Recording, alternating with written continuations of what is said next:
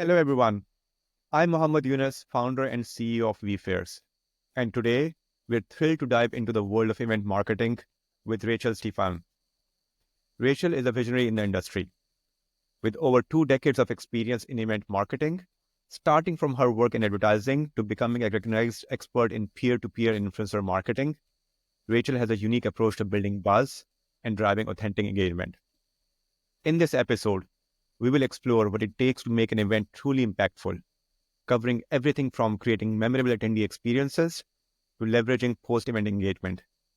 Rachel's insights into building excitement, managing attendee expectations, and evolving the landscape of event marketing will be invaluable for everyone and anyone looking to stay ahead in the industry. Let's get started. Rachel, thank you so much for joining the podcast. Could you start by telling us a bit more about your background? What first sparked your interest in the events industry? First of all, thank you for having me on this. It's been a pleasure to follow you and then now be able to have this chat with you. I've been in the event industry since 2001, and it's just by fluke that I really got started with it. It was in a publishing company that was all about events, and then I got the hook from there. It's like, this is interesting. I love this build up to get to the day. So that was very motivational for me, and I really got excited about it. So essentially started with doing a lot of marketing for events, corporate events, small events, and then conferences, then international ones, and ended up in the last few years as a tech founder also. So it's been a nice journey that I'm still enjoying the ride. No, I was, again, I, of course, follow you and then just knowing about you being the tech founder. Tell us a bit more about Snowball. Tell us what led you to build Snowball. We'll come into your event agency part later on. But I Yeah. have seen almost no one who's running both an event agency and being a tech founder. So let's go to the tech founding part a bit earlier first. Yeah, I mean that one came to me, any invention or innovation coming from a need, I think it's the market itself, and it's automatically has a product market fit. Having marketed events for many years in the past, and you were talking earlier, it's like it's such a challenge thing to get people to come to your events. Like, it's very stressful. So I'm always looking for ways to do this, and I noticed different behavior, different things happening when we were doing it. That in the events we were marketing, a lot of the people who are part of the events from the advisory board, the people we're working with, whenever they got invested themselves, also personally to tap into their connections and networks, and they have some sort of following, we saw, it elevated the event. It helped push the organic message from the brand voice. Like, okay, how can we do this more at scale, and how can we measure this? So that idea kind of sat in my head for a while. And then until one time, like, let's start somewhere. So we built a pilot project, small, just like that, just to try it out. We pitched it to our clients at the agency, and all of them pretty much loved it. And then we ran it. Like, that's successful. We saw some already impact with that. So then it continued in parallel as an offering of the agency that was part of the strategy of marketing until COVID. When the pandemic hit, all the work on the agency side kind of slowed down, and then there was Snowball. So, okay, what do we do now? Do we wait it out and see when we come out of this pandemic, or we're just going to go full force on Snowball? And that's the decision I took in 2020, is to go full force 100% on Snowball. It paid off as a bet. And then, I'm learning still as I go. I'm first a marketer before I'm a tech founder. So I always approach whatever we build, whatever we create in it from a marketing standpoint of what we'd like to see happen from a marketing point to help us get the result we want. That's always been the vision for Snowball. Rachel, running one company is hard. You're running two of them in the events industry. So right now, just how do you manage your time between the two ones? And again, I know that sometimes when you say, oh, by the way, I work 6 hours here and then 6 hours there and then 3 hours there, you realize that, it's more than 24 hours because that's the job of a founder. The sum of that does not come to be 100%, but just high level, which one takes most time and which one? The one that takes most time, obviously, is Snowball for me right now. It's my focus. I spend a lot of time there, and I think this challenging part and the best part right now is being able to have a great team to delegate to. So at a position that, okay, now we have a good base and they have a team that they can run with things without me being involved in every single detail. So that's also key. obviously before, yes, we had to juggle and do multiple things and wear many hats and do so many things at the same time. It is a roller coaster. It's draining as hell, but it's so rewarding also at the same time. And I feel like right now it's like, okay, yes, I can breathe. So we can have, the team that we need to be able to support and sustain the growth. So Rachel, we both discussed getting attendance to any event is becoming harder and harder nowadays. So even though if you might have the same attendance for any of the event, or even more, getting them sign up earlier is super complex. I haven't spoken to anyone out there who would say that, by the way, I have been able to get early sign up far better than what I used to do before. More and more people are signing up later, closer to the actual conference date.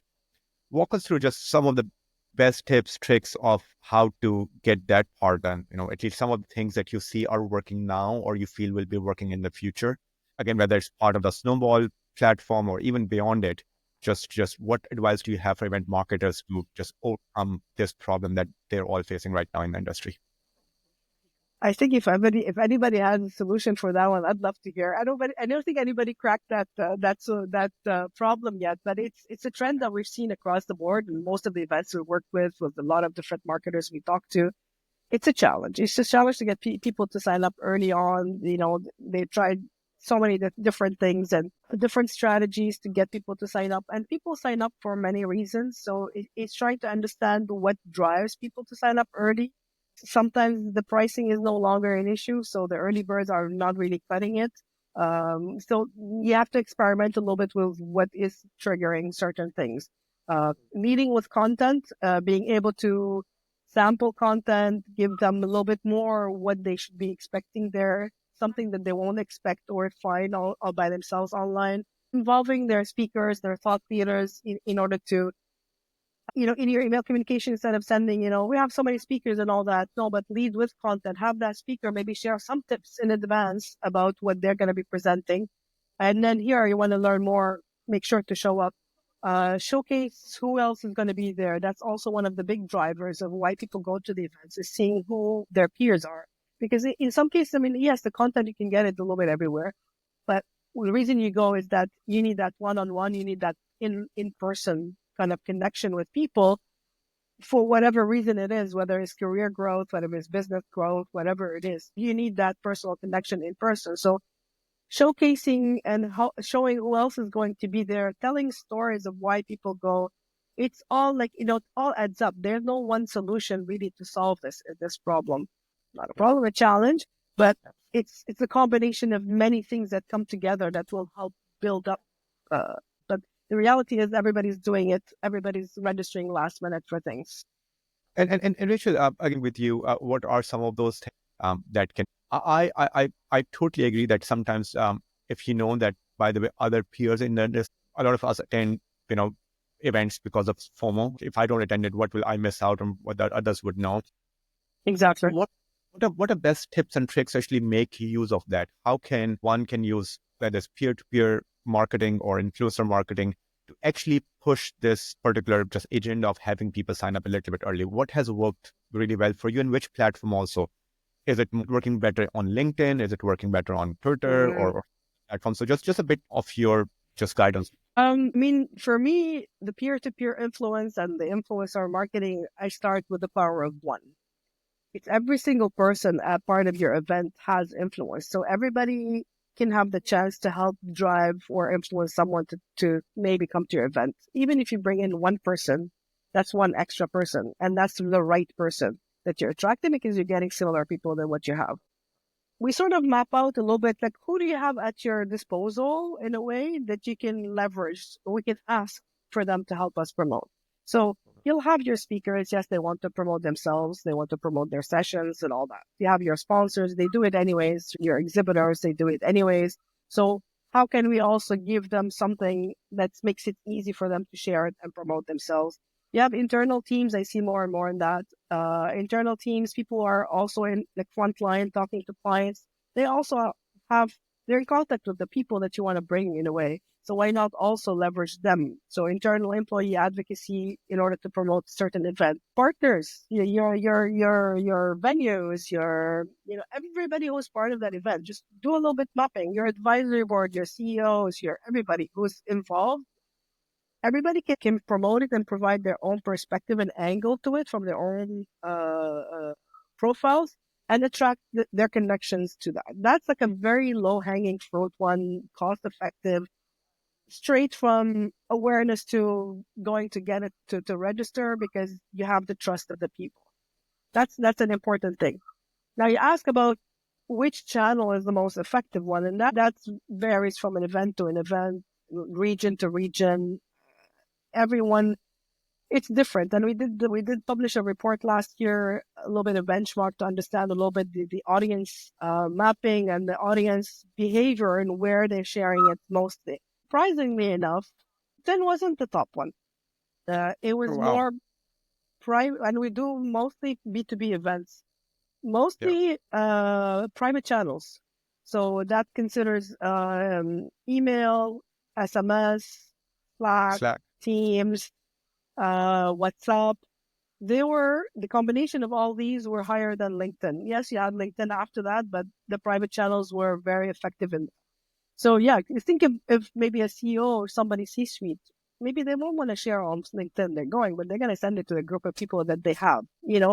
I see more and more WhatsApp being used in North America as well. I mean, we go to events, we start our own little mini group on WhatsApp, a bunch of people, and then we're recycling every year. So, okay, now we call it 2024 event, and then the same group of people, who else is going? And then we start chatting. So we're creating mini micro communities between each others, but we're all driving people. And then, there was an event. I went to Inbound not long ago, a couple of months ago. I wasn't going, but then, I was part of this group, and everybody that I know, not everybody that I know, obviously, but the group of people that I really wanted to be around and be with, mostly were going. It's like, I have to go. And that was on my bucket list to go anyways, but I was hesitant. But that gave me that push to say, okay, let's do this.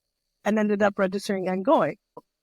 Leveraging those and having to kind of stimulate and enable word of mouth and give them something to talk about to get people to go, it's quite effective. And how do you, so 100%, I agree with you that if we see people around us, I don't know, mentioning that they're attending this event or the other, that's definitely a great push for people around them to also sign up. How do you make people do that? Even sometimes, your team members, your employees, etc. I see sometimes, like big companies posting things on LinkedIn, and it's rare that the entire speaker list or the entire employee list, or that they would also go ahead and promote it accordingly. There has to be something for some of these people to do it. People who naturally do it, that's amazing. Again, people who posted things inbound that they're attending, which eventually made you sign up for a HubSpot inbound. But is there any like formula to this one that, what are tools for this one that can make this a lot more easy? Because in a perfect world, everyone would want all of their speakers to promote this or all of their attendees to promote this. But very rarely people are able to get it done. So tell us a bit more about how can we create that encouragement if we can, and then what are some of the tools to make it easy, in Snowball or something else? Yeah, there is a tool called Snowball. And there's other tools also in the industry that exist to do that. The tool is easy. It's also, it's a tool that is going to go out actively and proactively asking the speakers and exhibitors and handing them branded elements, branded copy that they can start with, that they don't have to do any lift from there. Obviously, they can update and adjust themselves, but at least you're not starting from scratch. So that's the first thing, is asking. And you get a lot of response usually when you ask. Sometimes people don't think about it. So you have to map a little bit on different spots where you can implement that ask or that social amplification to trigger someone to share it, whether it's in the email, in the confirmation email, on the event website, in the mass communication, just dedicated email asking them one thing is to actually share it to their network. That's one thing. That's the initial step. You watch the analytics typically, because we can see exactly from our end who's doing what, if they shared it, where they shared it, how many people they referred, who they referred, all that. If we see that it's not performing, for example, to the level that we were expected to do for that sort of event, for example, that's when you start implementing or suggesting some sort of strategies to boost that engagement. And by boosting the engagement, what I mean, it could be introducing some incentives, for example, that will incentivize the participants with something special at the event. So not everybody's motivated by money. So it could be something, maybe you have a VIP experience, maybe you have access that is limited to certain ticket holders, but then if someone refers a certain number of people, well, you get that access, for example, or you get something, an experience around the event. So it's up to the event organizers, and then we work with them too to kind of identify what would appeal to that particular group of audience. Then you take your speakers, for example, different groups of audience. Maybe they're motivated by something else. Maybe they have a book that they want to promote. Maybe you want to give them an upgrade to their hotel. Maybe whatever it is that you want to provide them that would make sense to them. You go to the exhibitors, sponsors, the brand, what do they need? They want more visibility. Maybe they want extra tickets to give to their clients. Maybe they want to bring in more staffs to their booth. All of that, it has to be mindful of what the need is for that particular audience and try to work together with them to incentivize them and reward them for actually participating in promoting the event with you. Yep. Thank you so much. Rachel, I know that you're similar to me. You're also based out of Canada. I'm assuming that you work with customers both in Canada as well as in the US. Sometimes, do you see any difference of running an event in Canada versus US? Which one is easier? Which one is harder? And just some tips on how to go about one or the other. I mean, it's funny enough that we are based in Canada, but most of our clients are in the US and Europe, Middle East, Asia. They're all over the world. Very little in Canada, ironically enough. So also the fact that it's global, working with multi-languages is very important to kind of address and market to them with their language specifically. At the end of the day, we're people, regardless of where we are in the world.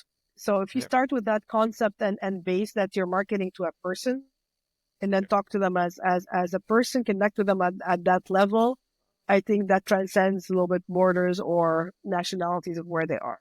And then work on what matters to them and what their goal is in a way coming to your event, and try to serve them and then communicate to them how your event is going to help them attain their personal goals. Yeah. And Rachel, do you see any budget difference between Canada and the US? And again, I know that same thing here. Like we have a lot more customers in the US, Canada, purely because I think it's just the market. One market is far bigger than the other. But any other difference just of how, like, I don't know, people over here approach events versus people in the US approach events? Like, are budgets usually higher or lower, or is it the same as just the market is bigger than Canada to begin with? I think the sizes of the events obviously is much bigger when you look at the in the US than versus Canada. Here, the events, because they're smaller, obviously the budgets are going to be smaller as well. And then proportionally, when you go to the States, the market is much larger to serve, and the events are much larger as well. So when you have that in place, obviously they're going to have bigger marketing budgets for us to work with, although we're very budget conscious. And for us, it's more like it's an organic way to promote the event with your people. So the investment, when you compare it to what you would do with us, for example, versus what you would spend on Google ads or paid campaigns and all that, versus the results that you get from that one, it's way cost effective running something like a peer-to-peer marketing referral. Rachel, this is US and Canada, but you work for both virtual and in-person events, I believe, specifically after COVID. Yeah. Is marketing tougher or harder for one format than the other one? Is it easier to get more people sign up for virtual or sign up for in-person? And then again, do things like are things a bit different for one format versus the other? I mean, we talked about earlier people registering last minute for virtual, even worse. Because they can sign up few minutes before and decide to join. So the commitment is like it's even closer to the event. And usually, marketing a virtual event, 2, 3 weeks before the event, that's plenty in a way. Depend on the event. If it's multiple days or we're talking about an hour event or 2 hour event, you don't need a lot of leeway to start promoting it. The show up rate on the virtual event is a little bit less versus an in person. When you actually pay for something, you make travel plans, hotel plans, all that stuff. It's kind of hard not to show up. So that's at least something to work for you. Another driver for a virtual event, though, which I love and I think is so smart. I don't know if you're familiar with the email conference, the Guru conference that Jay Schwedelson puts on every year. That went on from 0 to 20,000 people, a virtual event within 2 years. And one of the key things that they started doing 2 years ago is that there's no on-demand. You have to show up to get the content. That was and he'd say, he get a lot of hate on that one, hate email. The attendance rate is extremely high. And then this year, something new that they did is that, okay, we don't do on demand, but if you want to get or qualify to get the on demand, you have to stay at least 60 minutes for the event. So you're ensuring that they're actually showing up and staying and being engaged with the people who are there. So there's different ways to kind of incentivize people to drive them to go register and stay for virtual events. And so when you're marketing any of these events, whether virtual or in person, is there a certain thing that one would promote more than the other? It looks like for virtual, based on your example, it looks like the content itself is the key. That, by the way, if you want to get the content, then, attend it. For the in-person one, I know that every big conference we attend, whether it's HubSpot or SaaStr or a couple of others, right? Yeah. The content, but it looks like for them, it's the people, it's the networking. Like just anything that you have seen in some of these things where promoting one over the other might just push that restriction sooner than later for any of these formats? You have to go with it all in the full front on all of them in a way. All together will help to it. So there's not one that's going to do more than the other one. It's a combination of all of them. And then you need to watch sort of the results and keep an eye on the data. That doesn't lie. So once you start seeing, okay, if we tried this, did we get a good pickup from that? Is it because we offered a discount? Is it because we had this speaker that's coming and then we kind of shared this content? Is it because of that? So you need to watch a little bit what's happening every time you're communicating something and what is resonating with your audience to trigger them to take action to register or do something with that. And then double down on that. But obviously, you have to kind of go with multiple strategies all at once. Yeah, that makes sense. Rachel, since you mentioned data, have you seen someone using their data to get the same attendance or having the same people who attended this year's event attend the next year event as well?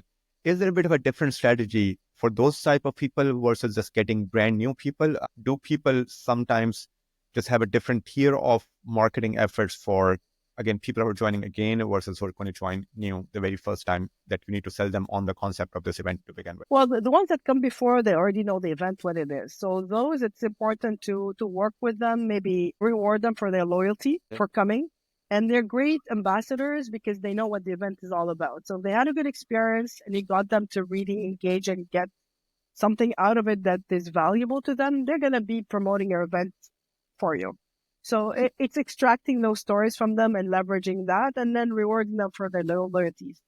For the new ones coming in, hearing it from people who are going there is also going to help them identify, it's like, why am I going? We always refer to others just to say, I'm thinking of going to this event. What do you think? We all have that in our private chats. Like, I'm thinking of going to this event. You've been there. Is it worth it? Leveraging each other like this is important.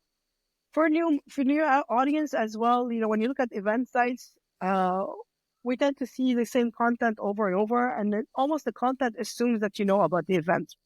Mm-hmm. So having something dedicated specifically for first timers, fresh eyes, fresh perspective, and explain to them what is it like for them as a first time attendees. What kind of experience can you also design for them when they get there, so that you make sure they're not only coming one time, but they're coming back next year. So that becomes part of also the event design that the organizer would need to also take into consideration.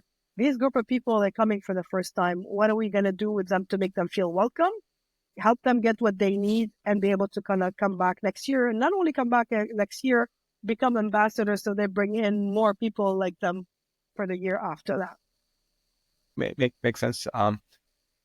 Rachel, just trying to wrap up with last set of few questions. Which are your top 3 favorite events, conferences that you personally attend? Which one are the ones that you like hate to miss? Well, my first time was at Inbound HubSpot this fall, and I was amazed by what they did. It's not like anything I've seen before. It's like a festival, basically. A lot of beautiful activation. It doesn't feel like a trade show, which what it was. It was a home, almost a village that you kind of roam around. It's a festival. It was beautiful. The content was spot on. Everything, the whole experience was amazing. So I really loved it. The other one is I met, it's the reunion of our industry. Although it's huge, it's overwhelming, but at the same time, it's where you're going to find everybody that you know, follow, and want to know in one place. So it's a great place to be. So these are the two, my top favorite ones so far. Any Canadian one? Like, do you attend the CME conference or any other here? No, I'm bad with this one. So yeah, the Canadian one I haven't been in a long time. I used to be part of a PCMA Canada East chapter, and I used to be part of the Canadian Innovation Conference that we do every year. I attended that for many years, but recently I haven't been. It's been there's the IEE Expo coming up in December too that I started going to, and I find it good size enough to be intimate enough and allow you to meet with people and have, solid connections and meetups with people that similar to you. Rachel, thank you so much for your time. Again, for the audience, if they want to, again, follow you, learn a bit more about Snowball or about the agency that you run, where can they follow you, where they can reach out to you? LinkedIn, this is my go-to place, so feel free to look me up and connect with me, and happy to chat, answer any questions, or just chat. Thank you for having me. Thank you so much, Rachel, for your time. Thank you, everyone. Thank you.